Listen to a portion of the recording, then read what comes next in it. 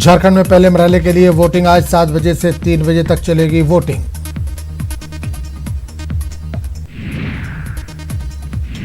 तेरह सीटों के लिए कुल 189 उम्मीदवार मैदान में, 3906 बनाए गए हैं पोलिंग मराकज़।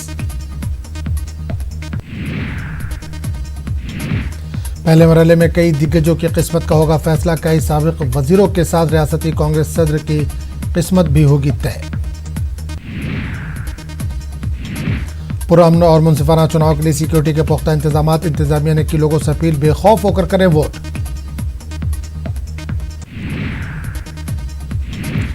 अमित शाह के बयान से गरमाई झारखंड की सियासत। आजसू लीडर ने कहा, बच्चे की विलादत से पहले छठी की नहीं करते बात।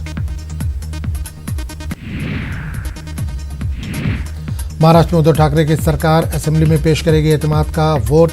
महाविकास आघाड़ी की नई सरकार ने एतमाद का वोट पेश करने का लिया है फैसला। अक्सरियत साबित करने से पहले एनसीपी लीडर दिलीप वालसे ने बनाए प्रोटेम स्पीकर।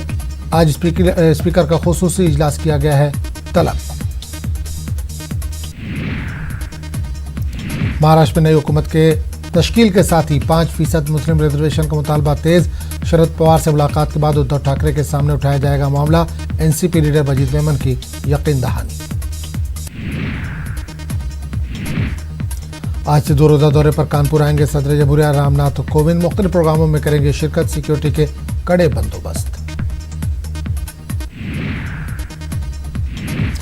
इस रेजी के इल्जाम में जेल में बंद चिन्मय आनंद को चीफ जुडिशियल मजिस्ट्रेट की अदालत में किया जाएगा पेश। 20 सितंबर से जेल में है बंद। जिला रामबन में पेश आया दर्दनाक सिलेंडर धमाके से लगी आग में एक ही कुंबे के 4 अफराद की मौत, 3 अफराद जख्मी।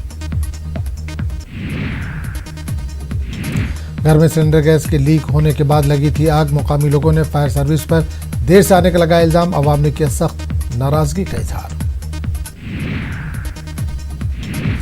जम्मू कश्मीर में बैक टू विलेज प्रोग्रामों में कुछ शरपसंद रखना डालने की कर रहे कोशिश। लेफ्टिनेंट गवर्नर गिरीश चंद्र मुर्मू का बयान, कहा बहुत जल्द पंचायती राज एक्ट के 73-74वीं तरमीम को किया जाएगा नाफिज। तकर्री के मुतालबे पर आज भोपाल में असिस्टेंट प्रोफेसर करेंगे एहतजाज। मांग पूरी नहीं होने पर करेंगे भूख हड़ताल। छत्तीसगढ़ में एनआईए की टीम ने खातून नक्सली सुमित्रा को किया गिरफ्तार। झेरम घाटी हमले में शामिल होने का है इल्जाम। दिल्ली में एक मरतबा फिर से गरमाने लगा है उत्तम नगर कब्रिस्तान का मुद्दा। यूनाइटेड मुस्लिम फ्रंट ने वज़ीर आला अरविंद केजरीवाल को लिखा खत। केजरीवाल पर मुसलमानों को नजरअंदाज करने का लगाया इल्जाम।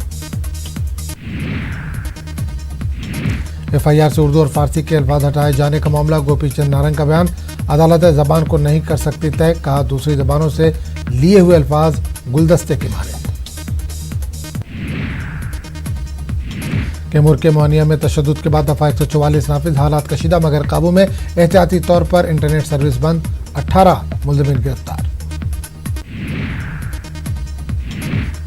सीबीएसई बोर्ड ने भी बढ़ाई इम्तिहान की फीस। 750 की जगह अब देने होंगे 1500 रुपए।